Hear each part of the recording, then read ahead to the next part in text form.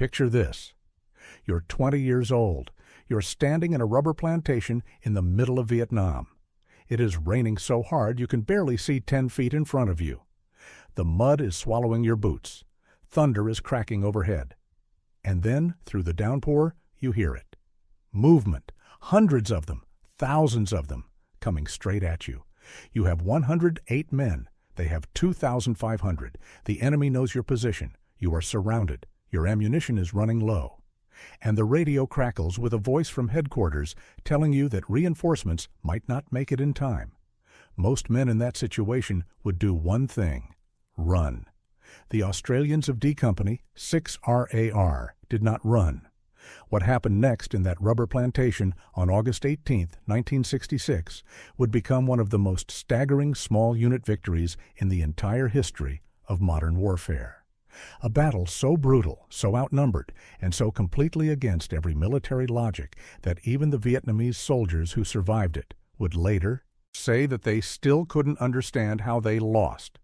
This is the Battle of Long Tan, and if you're new here, welcome. Hit that subscribe button right now, because every week we bring you stories exactly like this one.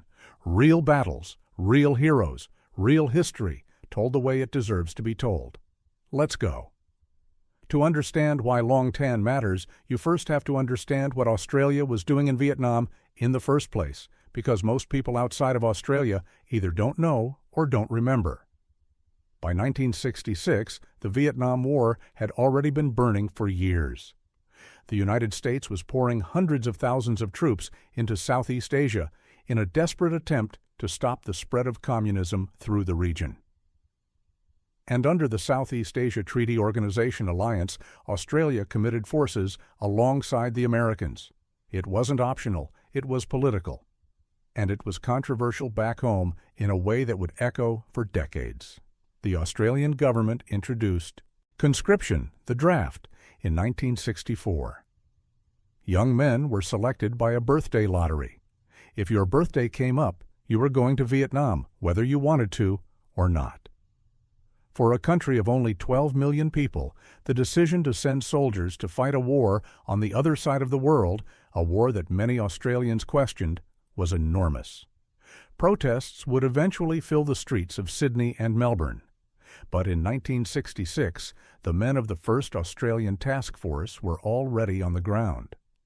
They were based at Nui Dat in Phuoc Tuy Province, a region in southern Vietnam that the Australian government had specifically requested control. The logic was sound. Rather than being swallowed into the massive American command structure, the Australians wanted their own area of responsibility, their own war to fight in their own way. Own war to fight their own way. Phuoc Tuy Province was no paradise posting. It was dense jungle, flooded rice paddies, and rubber plantations, the kind of terrain that was tailor-made for guerrilla warfare. The Viet Cong had operated in this province for years. They knew every trail, every creek, every hiding place. And the local population was a mixture of people terrified of the Viet Cong, sympathetic to the Viet Cong, or secretly part of their infrastructure. Nobody wore a uniform that told you which category they fell into. The Australians who arrived at Nui Dat were not naive. These were professional soldiers, many of them veterans of the Malayan Emergency, a counterinsurgency campaign in the 1950s that the British Commonwealth had actually won, one of the rare times Western forces had successfully defeated a communist guerrilla movement. The Australian soldiers brought that experience with them.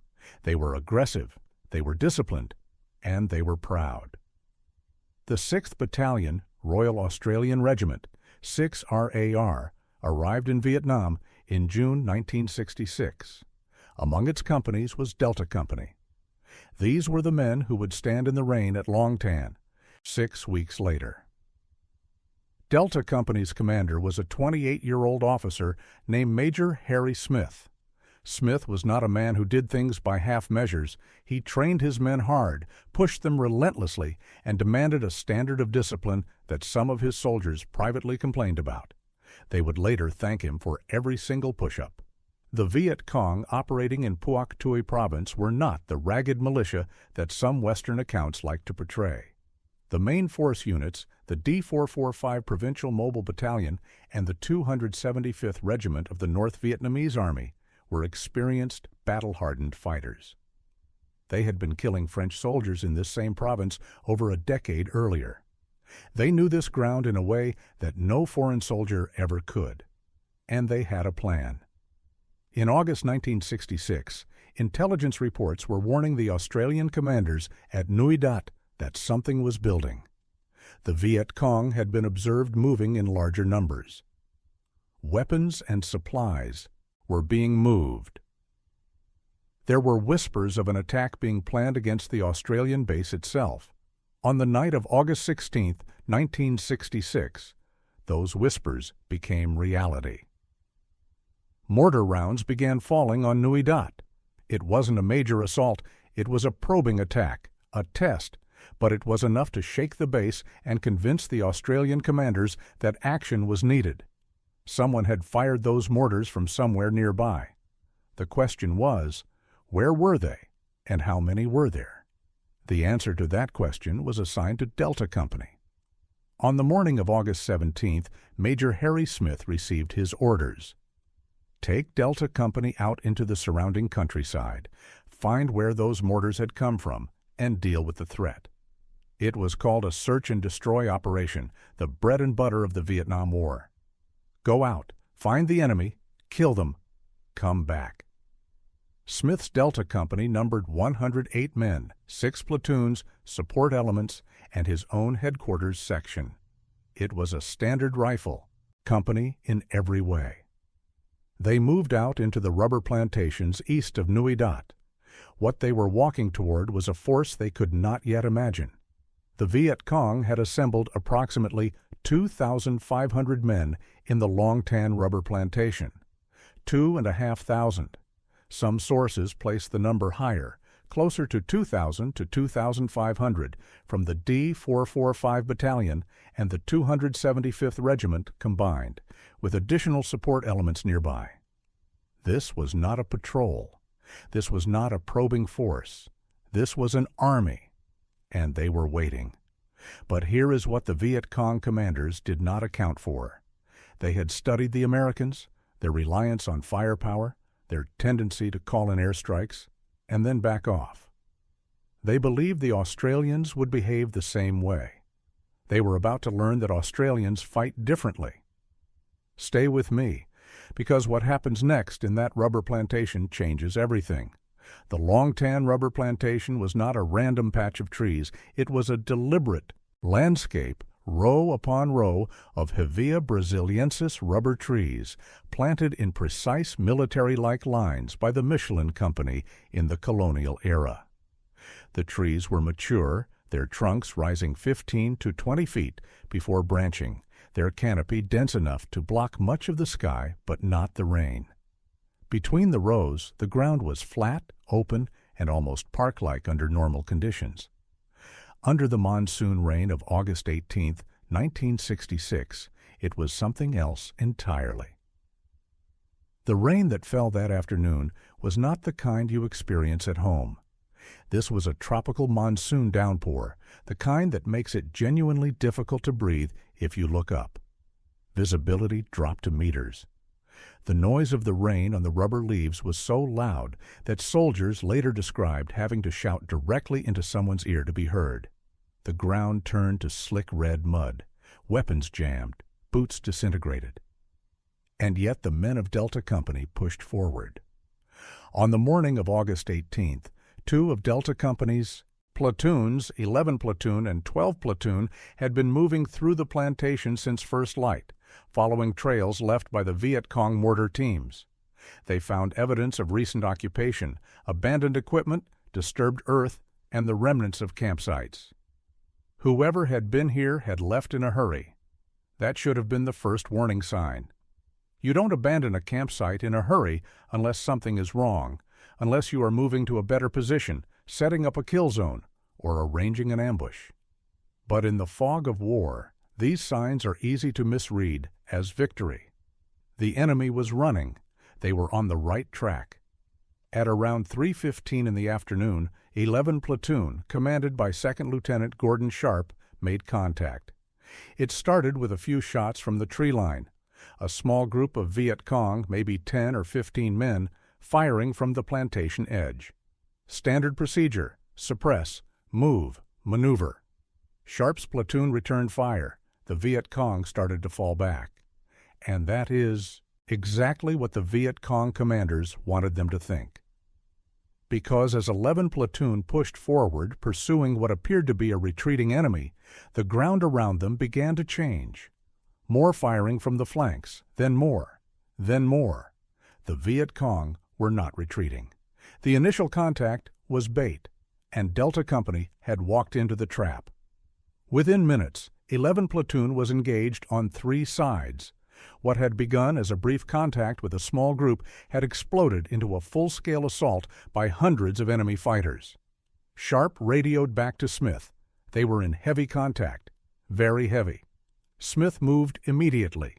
He ordered the rest of D Company forward and began coordinating with his headquarters at Nui Dat. But getting there was the problem.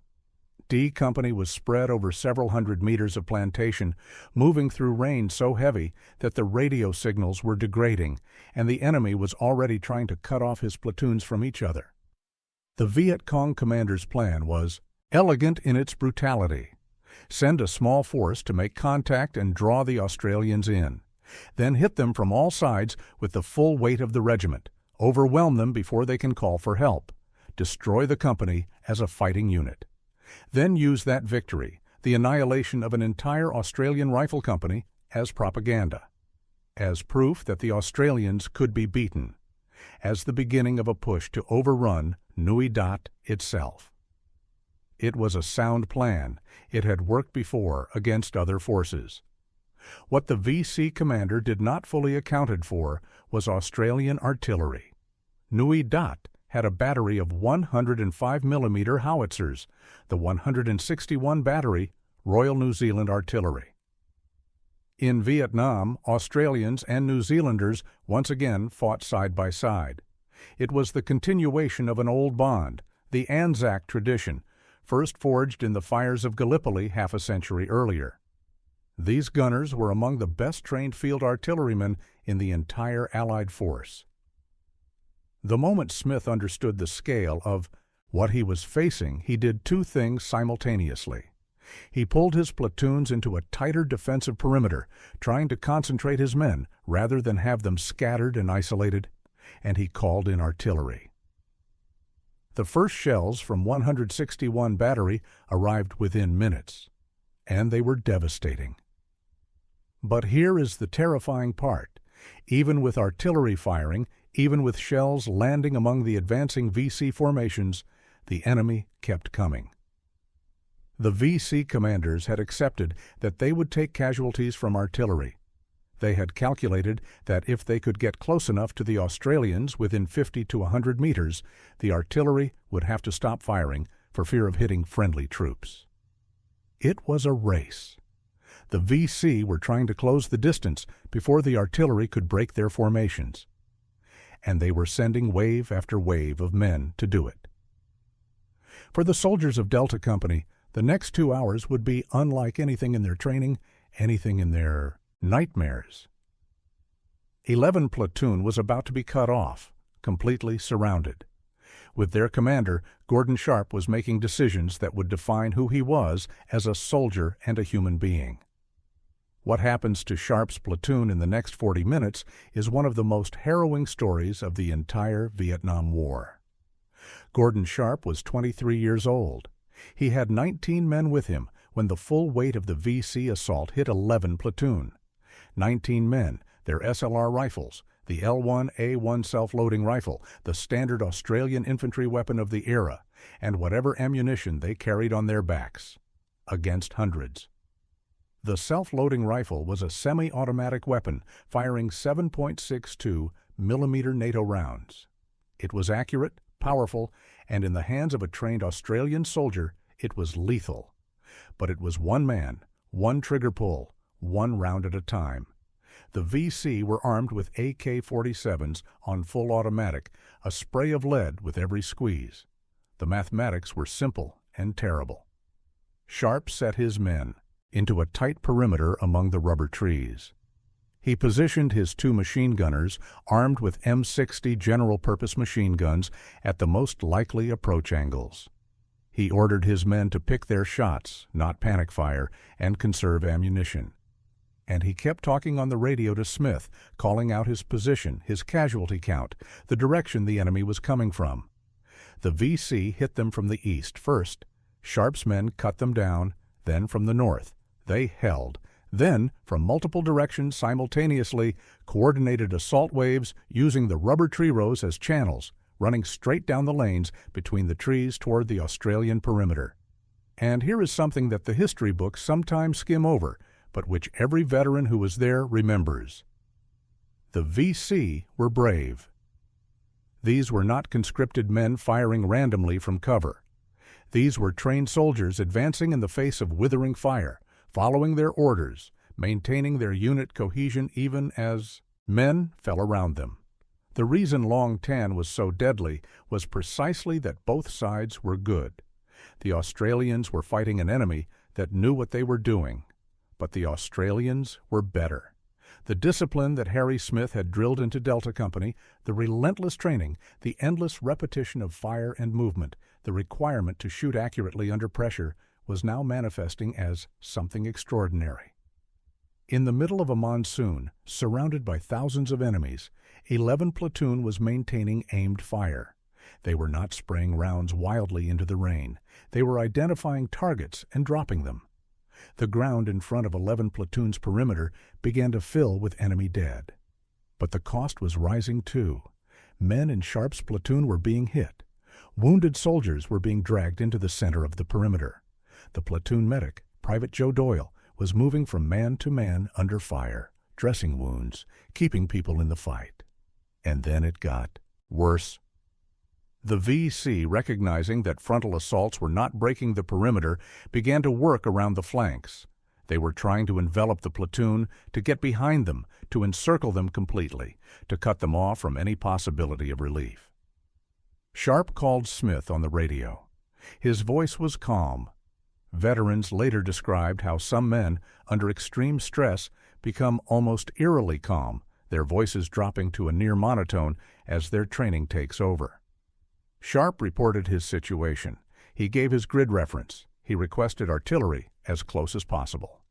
What he got was the finest artillery support of the battle. The New Zealand gunners of 161 Battery, working with Forward Observer Officer Lieutenant Alan Hutchins, who was with D Company's headquarters, began adjusting their fire to bring shells within 50 meters of Sharp's perimeter. 50 meters, the length of a swimming pool. Rounds were landing close enough that the Australians could feel the pressure waves. Rubber, trees were being shredded. The ground was shaking. But the artillery was killing VC in numbers that small arms fire alone could never achieve. The problem was ammunition. 11 Platoon was burning through rounds at a rate that would empty their pouches within the hour. Each man carried roughly 120 to 140 rounds of rifle ammunition. At the rate they were firing, that was maybe 30 minutes of sustained combat. Meanwhile, back at Harry Smith's position with the rest of D Company, the picture was not much better. 10 Platoon, 12 Platoon, and Smith's headquarters were all engaged. The entire company was in contact. The Viet Cong had succeeded in their primary objective. Delta Company was pinned down, spread across several hundred meters of plantation, fighting for its life. Smith made a decision that would define the battle. He was not going to retreat. Not because he was reckless, not because of bravado, but because he understood something the Viet Cong commanders did not fully account. For, if Delta Company tried to withdraw in the face of 2,500 enemy troops, they would be massacred during the movement. The plantation offered no concealment while moving. The enemy would cut them down from behind. The only option was to hold, to fix the enemy in place with fire, to trust the artillery, and to pray that reinforcements arrived before the ammunition ran out. What none of them knew yet not Sharp, not Smith, not the men bleeding in the red mud of Long Tan, was that the decision about whether reinforcements would arrive in time was not being made in the plantation. It was being made in a room at Nui Dat. And the argument happening in that room would haunt certain careers for the rest of their lives. At Nui Dat, the radio reports from D Company were painting a picture that was getting harder to ignore. Major Smith's transmissions were clear. D Company was in heavy contact, heavily outnumbered, taking casualties, and was going to need reinforcements and ammunition resupply if they were going to survive the afternoon. The Australian Task Force commander, Brigadier O.D. Jackson, faced a decision that no commander wants to face. Sending a relief force into a contact of this scale through jungle and plantation with the enemy in strength carried enormous risk. The relief force itself could be ambushed. The situation could go from bad to catastrophic. And voices were arguing for caution. The debate at Nui Dat in those critical minutes as men bled in the plantation 8 kilometers away centered on risk assessment. How many enemies were really out there? Could D Company hold? Was the contact as bad as it sounded, or was it being overstated? Jackson made his decision. The relief force would go. A company, 6 RAR, roughly 100 additional men, would move to reinforce D Company. 3 APCs, M113 armored personnel carriers, would carry the ammunition resupply and could bring some of the relief force through the terrain faster than infantry could move on foot. But there was another problem. The APCs were being used for a different task. Getting them redeployed, recrewed, and moving took time. The time that 11 Platoon alone in its perimeter was running out of. There was also the question of air support. American and Australian aircraft were available. Helicopters with guns, fixed-wing close air support, the kind of firepower that could decisively break a VC formation in minutes. But the weather was the enemy, too. The monsoon cloud over Long Tan was low, thick, and violent. Helicopters attempting to fly into the plantation in those conditions risked crashing. One attempt was made. A South Vietnamese Air Force aircraft tried to provide support and was turned back by the weather. So Delta Company was fighting in a cocoon of rain and cloud that made air support effectively impossible. What they had was the artillery. And the artillery would have to be enough. At 161 Battery, the New Zealand gunners were working at a pace that would have impressed their instructors. They were firing missions called in by Lieutenant Hutchins from the forward position, adjusting rounds by dozens of meters at a time, sometimes by 10 meters, walking shells around D Company's perimeter like a wall of fire. The statistics would later show that over the course of the battle, 161 Battery fired approximately 3,500 rounds of 105 millimeter ammunition, 3,500 shells. In roughly 4 hours of fighting, that is nearly 15 rounds per minute, sustained, accurate, coordinated, adjusted on the fly by a forward observer who was himself under direct fire. For context, a 105 millimeter howitzer shell weighs about 15 kilograms. The blast radius of each shell was enough to kill or wound anyone within about 30 meters, and the New Zealand gunners were landing these shells within 50 meters of their own men. This was artillery at the absolute edge of what was technically and humanly possible. Meanwhile, in the plantation, Harry Smith was making the kind of decisions that require a certain kind of cold clarity. He was reorganizing his company's defensive positions, pulling 10 platoon and 12 platoon into a tighter formation that could be more easily supported by the artillery. And he was trying desperately to reestablish contact with 11 platoon. The radio contact with Sharp's platoon was intermittent. The rain, the terrain, and the sheer noise of combat were all working against clear communications. At times, Smith couldn't reach Sharp at all. He was trying to fight a battle across several hundred meters of plantation in a monsoon with partial information. And the VC was not stopping. Wave after wave of enemy soldiers continued to advance on D Company's positions. Each wave was cut down by rifle fire and artillery, and each wave was replaced by another. The VC commanders had committed to this battle completely. They had decided that Delta Company would be destroyed today, and they were willing to pay whatever price was required. The price was becoming staggering. Bodies were piling up in the plantation lanes between the rubber trees. Later estimates, based on blood trails, captured documents, and Vietnamese records, would put enemy dead at around 245 confirmed kills, with hundreds more wounded. For a force of 2,500, that is a casualty rate approaching 15%, which by any military standard is catastrophic in a single engagement. But D Company was also bleeding. By late afternoon, 18 men had been wounded, some seriously. And in 11 Platoon, the situation was reaching a point that would not hold much longer. Gordon Sharp's platoon had been fighting alone for over an hour. Ammunition was almost gone. 3 of his men were dead. More were wounded, and the enemy was still pressing. Then Sharp's radio went silent. Not static, not interference, silent. Harry Smith, trying to reach 11 Platoon, heard nothing, and the silence, he later said, was the worst sound of his life. When Harry Smith could no longer raise 11 Platoon on the radio, he did not panic. He could not afford to panic. But he made the decision that defined his leadership at Long Tan. He was going to push through to Sharp's position. Not with his entire company. He couldn't strip his other positions and leave them exposed. But he could push a group forward, fight through the VC who were between him and 11 Platoon, and try to link up.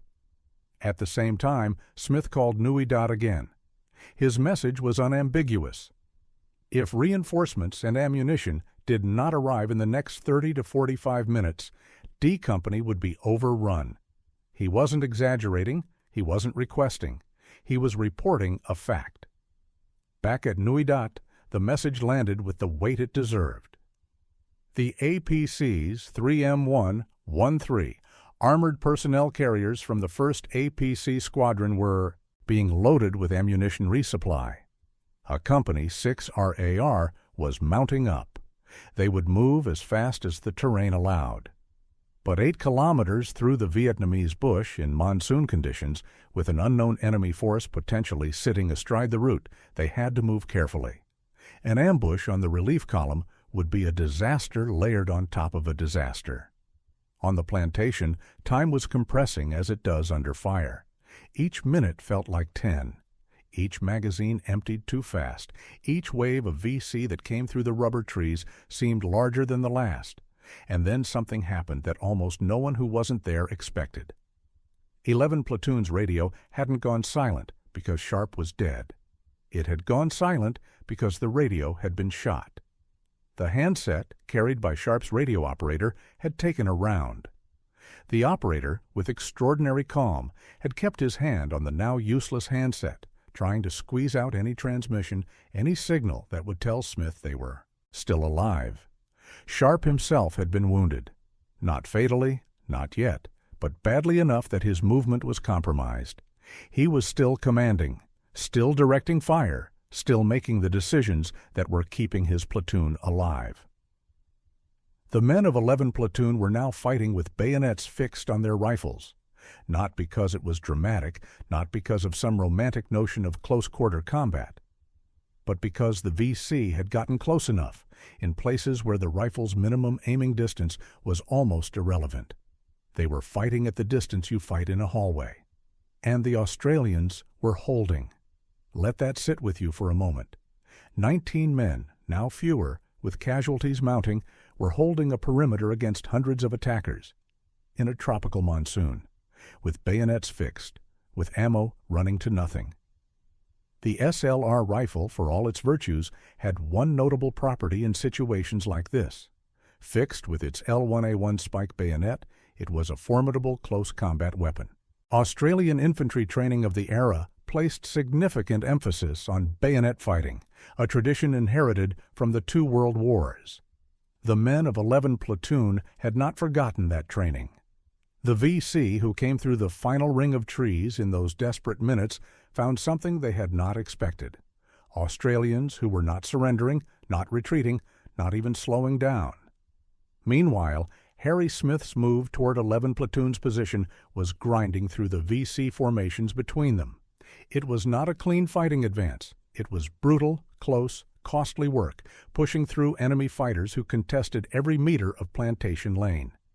And then, at approximately 5:30 in the afternoon, 2 hours after the battle had begun, the APCs arrived. The sound of M113 armored personnel carriers has a very specific quality. Their petrol engines produce a distinctive roar, and their tracks clatter against the ground in a rhythm that becomes, in that moment, the most beautiful sound in the world. 3 APCs, their .50 caliber machine guns blazing, crashed through the plantation perimeter. Behind them came a company on foot. The ammunition resupply was offloaded under fire. Magazines and belts were passed hand to hand. The effect was immediate and complete. The VC commanders, watching the APCs arrive, armored vehicles that their small arms could not easily stop, made the decision that any rational military commander would make. The attack had failed. The element of surprise was gone. The casualties were catastrophic, and now reinforced Australian forces with armored support were reorganizing for a counterattack. The Viet Cong broke contact, not a rout, a professional disengagement. Unit by unit, using the plantation rows and the monsoon rain for cover, the survivors of the 275th Regiment and D445 Battalion withdrew. They moved quickly, carrying their wounded where they could, leaving their dead where they could not. By nightfall, the plantation was quiet. D Company had survived.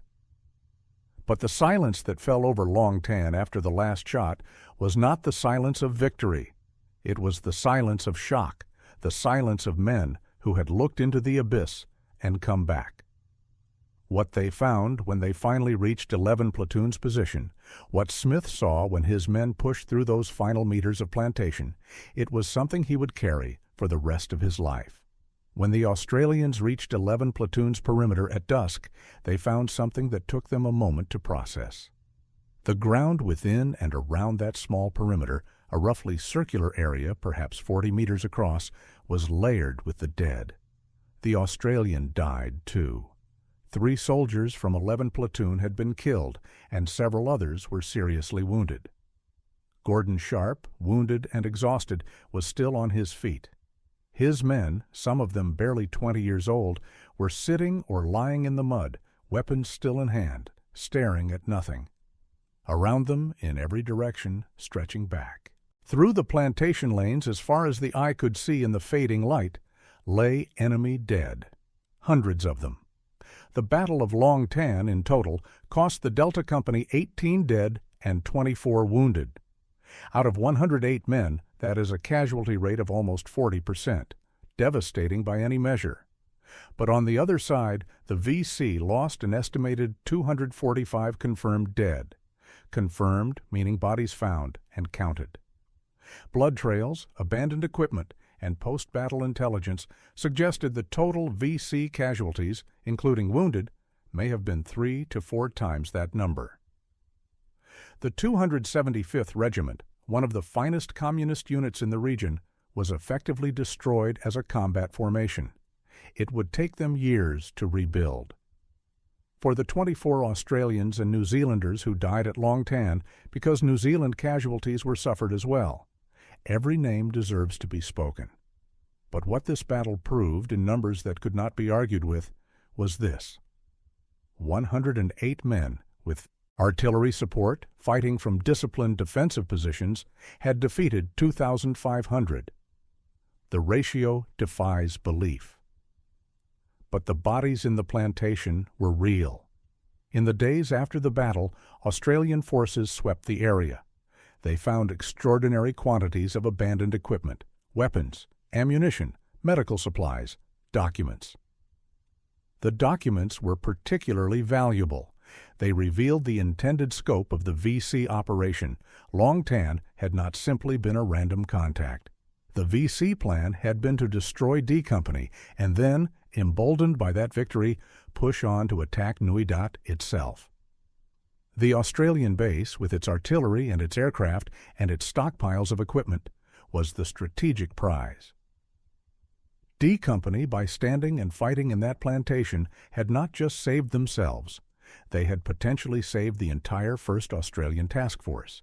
The man who captured this clearest was Brigadier Jackson in his after-action assessment.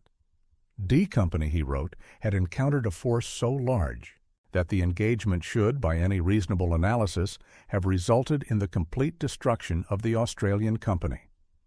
The fact that it did not was the result of exceptional individual discipline, outstanding junior leadership at every level, superb artillery coordination, and a refusal to accept the tactical situation as hopeless.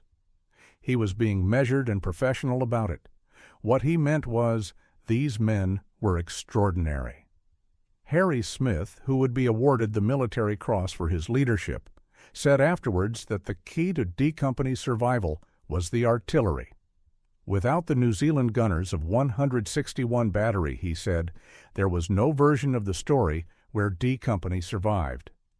The shells they fired, at the accuracy they achieved, under the conditions they worked in, was a feat that deserved recognition on its own. Lieutenant Hutchins, the forward observer who directed that fire from the forward position under direct enemy fire, received the military medal. But the recognition for Long Tan, both official and public, was complicated in ways that said something uncomfortable about how the Australian government treated its Vietnam veterans. Because here is something that almost broke Harry Smith and the men of D Company in a way that the Viet Cong never could. When the battle was over, when the bodies were counted and the reports were filed, the men of D Company were told they could not hold a memorial service at Long Tan. The South Vietnamese government objected. The Australian government didn't push back hard enough.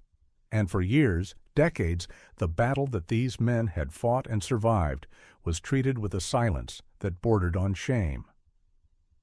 The story of how Australia's Vietnam veterans were treated when they came home is not a happy one, and understanding it is inseparable from understanding what Long Tan truly meant.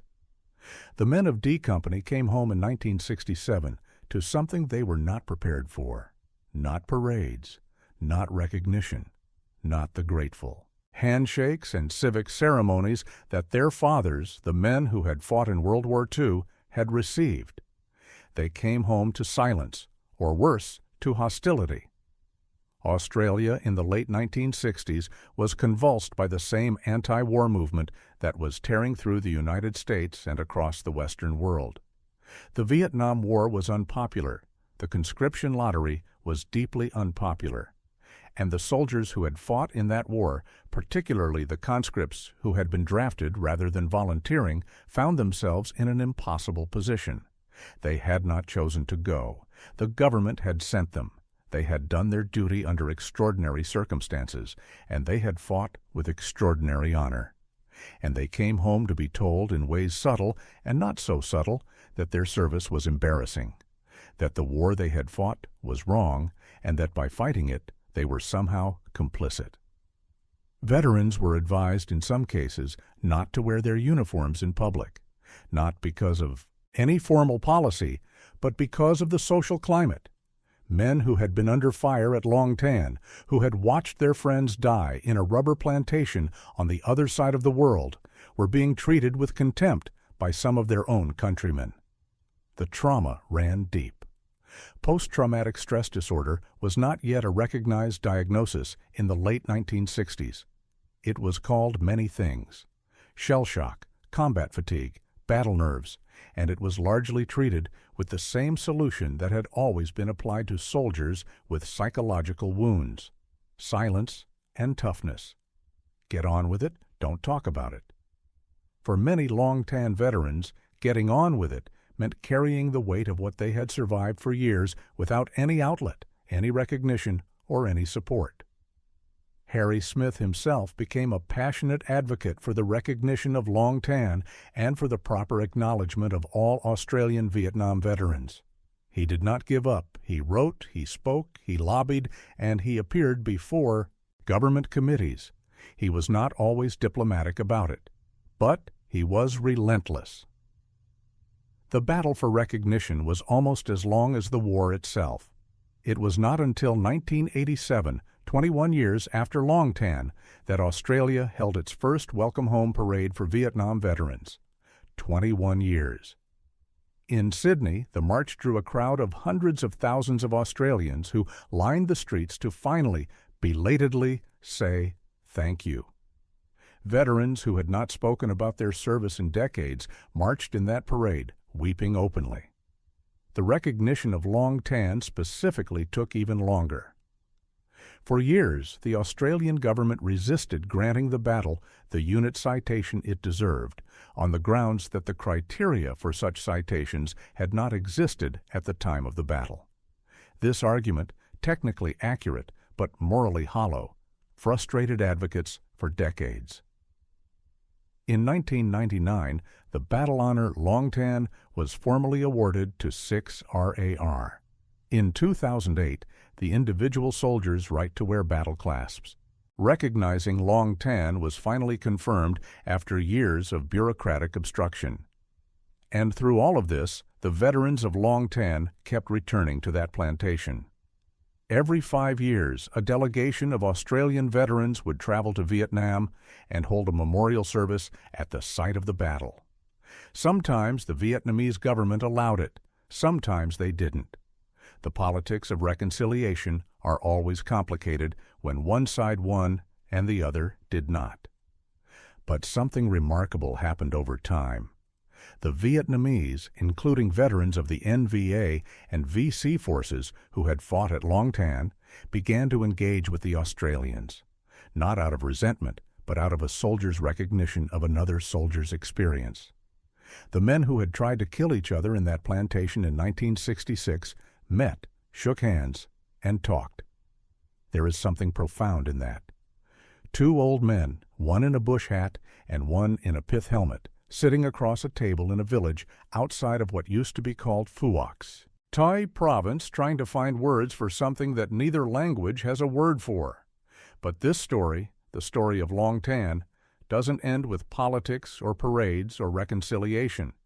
It ends and begins with what happened in that plantation, with what 23-year-old Gordon Sharp did when he ran out of ammunition, with what the New Zealand gunners did when they brought steel rain to within 50 meters of their own men, with what Harry Smith decided when the radio went silent. And to truly understand why Long Tan matters beyond Australia, why it stands alongside the great small unit battles of history, you have to understand what it teaches us about the nature of fighting men. Now, let's talk about the individual human beings who fought at Long Tan, because this battle was not won by a concept or a flag or a strategy. It was won by specific men making specific choices, and their stories deserve to be told. Private Dave Sabin was a young national serviceman, a conscript. He had been selected by the birthday ballot, trained, and sent to Vietnam. He was the commander of one of 11 platoon sections, and he fought through the entire battle. He survived. He went on to become one of the most articulate and dedicated voices for the recognition of Long Tan veterans, writing a first-person account of the battle that remains one of the best descriptions of what it felt like to be on that plantation. He described the moment the full weight of the VC assault hit 11 platoon as a kind of crystalline calm descending over him. The training took over. The thinking stopped. The body knew what to do. He called it, in an interview years later, the moment when the only thing that matters is the man next to you. That phrase, the man next to you, runs through every first-person account of Long Tan like a thread. These were not men fighting for abstract concepts. They were not thinking about communism or democracy or Australian foreign policy. They were fighting because the man in the next foxhole was counting on them, and that man in the next foxhole was fighting because of them. This is the oldest and most honest answer to the question of what makes soldiers fight. It is not ideology. It is not nationalism. It is the specific human being whose life depends on whether you stay or run. Private Jack Carruthers was another conscript in 12 Platoon. In the confusion of the battle's opening phase, he found himself separated from his section, alone in the plantation, with VC fighters moving through the trees around him. He lay in the mud and did not move for what he later estimated was 30 minutes.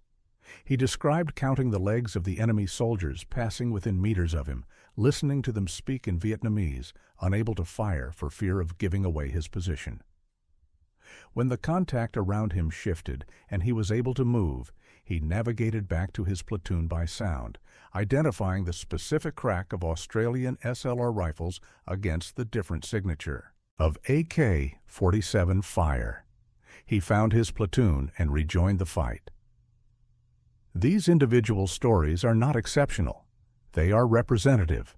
Every man who fought at Long Tan has a story like this, a moment of extraordinary decision-making under conditions designed to produce paralysis and panic.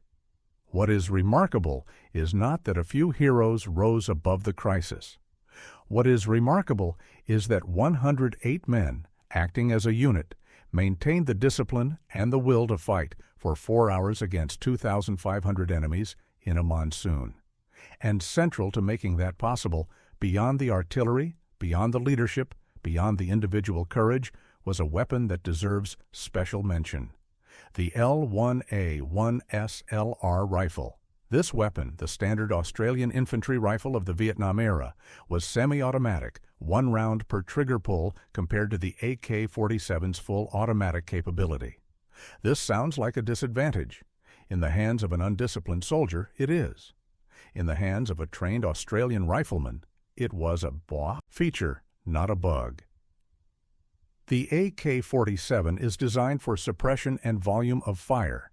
It chews through ammunition. At full automatic, a 30-round magazine empties in about 2 seconds. The SLR, with its semi-automatic action and its 7.62 mm NATO round, was accurate to ranges that the AK-47 struggled to match, and its semi-automatic discipline meant that each round was aimed rather than sprayed. In the plantation lanes at Long Tan, where the VC were advancing in columns down identifiable channels, aimed accurate fire from SLRs was not a disadvantage. It was a force multiplier. The Australians were killing specific men, not wasting ammunition on suppressive fire into empty trees. This is a detail that explains, in part, how 108 men could inflict 245-plus confirmed fatalities on 2,500 enemy fighters. But guns and training don't fully explain the outcome of Long Tan. There is something else, something that military historians and psychologists have studied in small unit actions for generations.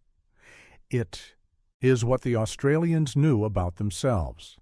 The Anzac tradition, the legacy of Gallipoli and Tobruk and Kokoda, and the Malayan emergency created in the Australian and New Zealand military a specific culture, a culture that said, "You do not abandon your mates, you do not leave your wounded, you do not break under pressure, not because these things are written in a rule book, because this is who you are."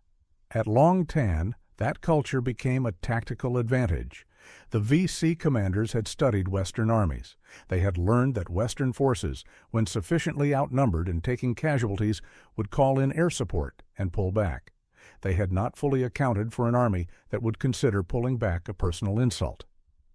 But here's what I want you to think about as we head into the final part of this story.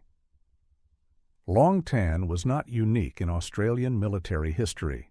It was the latest example of a pattern that goes back over a century, and understanding that pattern, understanding why Australian soldiers fight the way they do, requires going back much further than 1966. It requires going back to a place called Gallipoli, to a hill called Lone Pine, and to the founding mythology of a nation at war. Australia became a nation on January 1st, 1901. It went to war for the first time as a nation in 1914 at Gallipoli, in a campaign that by any military measure was a catastrophic failure. The Anzac forces, Australian and New Zealand Army Corps, landed on the wrong beach, fought up impossible terrain against entrenched Turkish defenders, suffered enormous casualties, and were eventually evacuated without achieving any of their strategic objectives. And yet Gallipoli became the defining event of Australian national identity. Not because of victory, because of how the men behaved in defeat. The stories from Gallipoli that became part of the Australian mythology were stories of ordinary men, most of them volunteers, most of them farmers and shearers and factory workers who had never been soldiers, refusing to break under conditions that should have broken them. Stories of mateship, of self-sacrifice, of black humor in the face of death, of determination that outlasted military logic. The Australian war correspondent Charles Bean documented these stories with extraordinary care. He walked the Gallipoli battlefield during the campaign, talked to the men, and wrote them down. He created the historical record that would define what it meant to be an Australian soldier for generations. And then he did the same for the Western Front, for Pozieres, where Australian divisions suffered casualties in 6 weeks that exceeded the entire Gallipoli campaign, for Passchendaele, for the Hindenburg Line. By the end of World War I, Australia had suffered 60,000 dead from a population of under 5 million.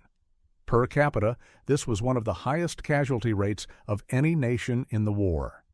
The AIF, the Australian Imperial Force, had earned a reputation among both Allied and German commanders as perhaps the finest fighting infantry on the Western Front. This was not an accident. It was culture. Then came World War II, the Pacific War, the fall of Singapore, where Australian troops were surrendered in circumstances many felt were a betrayal. The Kokoda Track in New Guinea, another impossible terrain, another outnumbered Australian force, another grinding defensive fighting withdrawal that somehow became a victory. At Kokoda, the parallels with Long Tan are striking. Australian militia troops, many of them young and poorly trained, faced the full might of Japanese forces advancing through jungle. They were pushed back day after day. They fought in conditions of almost unimaginable hardship, malaria, dysentery, starvation, and constant combat. And they held long enough for reinforcements to arrive and the campaign to turn. The men who fought the Kokoda Track were called the Fuzzy Wuzzy Angels, in tribute to the Papua New Guinean men who carried Australian wounded on their backs through the jungle, one of the most moving stories of mutual human respect to emerge from any war. Then came the Malayan Emergency, and Korea, and Borneo. By the time Australian soldiers arrived in Vietnam in 1965, they carried 50 years of military culture with them. Not arrogance, not aggression for its own sake, but a deeply internalized sense of what you do when things go wrong. You stay. You fight. You look after your mates. Major Harry Smith, standing in that plantation in August 1966 with radio silence from 11 platoon and 2,500 enemies pressing his perimeter, was not making a calculated military decision when he decided not to retreat. He was expressing a cultural instinct that had been forged at Gallipoli, hardened at Kokoda, and refined across 50 years of the most demanding military service any nation of its size had ever undertaken. He was being Australian. And Gordon Sharp, with his bayonet fixed and his ammunition nearly gone, holding a perimeter with 19 men against hundreds, he too was expressing something that words struggle to capture. Not bravery in the Hollywood sense, not movie heroism, but the very specific, very quiet, very ordinary courage of a man who has decided that he will not let down the people depending on him. That is what Long Tan was built on, not tactics, not technology, not superior numbers or air support or any of the material advantages that armies usually rely on. The Battle of Long Tan was built on the decision made by 108 men in a rubber plantation in a monsoon that they would not be the ones to break. And so we come to the final chapter, not just the end of a battle, but the meaning of a battle, because Long Tan did not end on August 18, 1966. In the deepest sense, It hasn't ended yet. It is still being fought in the memories of the men who were there, in the arguments about recognition and respect, in the question that every generation of soldiers eventually has to answer. What do you owe the people who fight and die for you? On August 18th each year, Australians observe Long Tan Day. It is also, more broadly, Vietnam Veterans Day, a day to acknowledge the 60,000 Australians who served in Vietnam, the 521 who died there, and the thousands more who came home carrying wounds that couldn't be seen. The number 521 is important to hold in your mind. It is a relatively small number compared to the American casualty count in Vietnam, 58,000 names on the wall in Washington.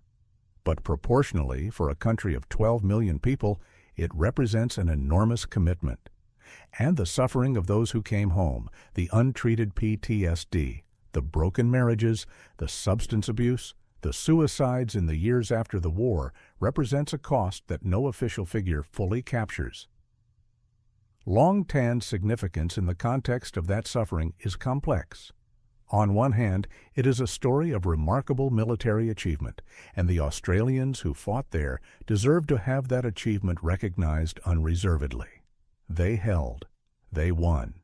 They saved lives, possibly hundreds of lives, by preventing the VC from overrunning Nui Dat. On the other hand, Long Tan has sometimes been used as a military victory, which is sometimes used to paper over the larger tragedy of the war itself. The fact that 108 Australians defeated 2,500 VC does not resolve the question of whether the war was right, or whether the strategic objectives were ever achievable, or whether the young men who were drafted by lottery and sent to die in Vietnamese plantations made any lasting difference to the outcome. The last point is the hardest one. Vietnam is a communist country today. The war the Australians fought, the war that cost 521 of their number, did not prevent that outcome. This is not a criticism of the soldiers. It is a fact about war and politics that most civilizations struggle to come to terms with. What Long Tan teaches, if it teaches anything beyond the purely military lessons of fire control and artillery coordination, is something about the gap between what soldiers are asked to do and what they are given in return. The men of D Company were asked to stand in a monsoon against 2,500 enemies and hold. They did. They were then asked to come home and not make a fuss about it. They did that too, mostly, and at enormous personal cost. The parade in 1987, 21 years late, was not enough. No parade is ever enough for that kind of debt. But here is what does matter. What Long Tan did permanently was this. It made it impossible for anyone with any knowledge of military history to dismiss the Australian soldier.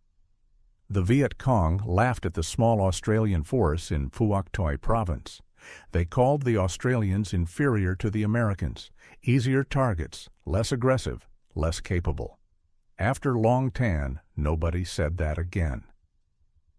The 275th Regiment, the unit that led the assault on Delta Company, was essentially destroyed as a fighting force. It took years to rebuild. The broader Viet Cong strategy in Phuoc Toi province was set back significantly.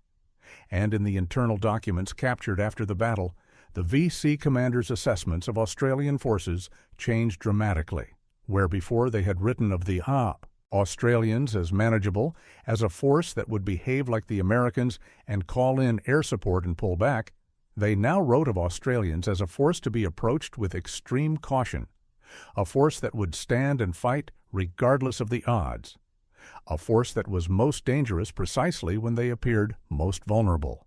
They had learned this at a cost of 245 dead. And for the men who survived Long Tan, Harry Smith, Dave Sabin, and all the others who are still alive as old men today, the question they are asked most often is the same one. How? How did 108 men hold against 2,500? And the answers they give are always the same. The artillery was extraordinary. The training was exceptional. The leadership was sound. The men were disciplined. But there is always one more thing. Something that Smith says, that Sabin says, that every veteran of that plantation says when they've run through all the tactical explanations. The men did not want to let each other down. That's it. That is the final answer. Not firepower, not doctrine, not technology. The fundamental thing that held D Company together in the rubber plantation at Long Tan on August 18, 1966, was the same thing that has held fighting units together since the beginning of organized warfare. The man next to you. You fight because he is fighting. You stay because he is staying. You hold your position because the moment you don't, you have failed. Not a government, not a policy, not an abstract principle. You have failed a specific human being who trusted you with his life. 108 men trusted each other with their lives in that plantation. And they were not found wanting. The rubber trees at Long Tan are still there. The plantation still exists, still operated, still producing latex from the same gray-barked hevea trees that stood there in 1966.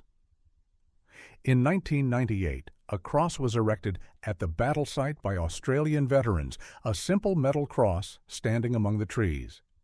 If you go there today, you will find a quiet place. Birds. The smell of rain and vegetation. The kind of silence that seems thick with something you can't name. The Vietnamese government eventually gave permission for a permanent memorial. Australians visit every year. Sometimes Vietnamese veterans visit too, old men in their 80s, some of them survivors of the 275th Regiment who stood on the other side of the battle. They stand at the cross. They think their own thoughts. What are those thoughts? What does a man think when he stands at the place where he tried to kill someone and failed? Where hundreds of his comrades died? Where the battle he was supposed to win became the battle that defined his nation's military history in a way he never intended? We don't know. We can guess. But we don't know. What we know is this.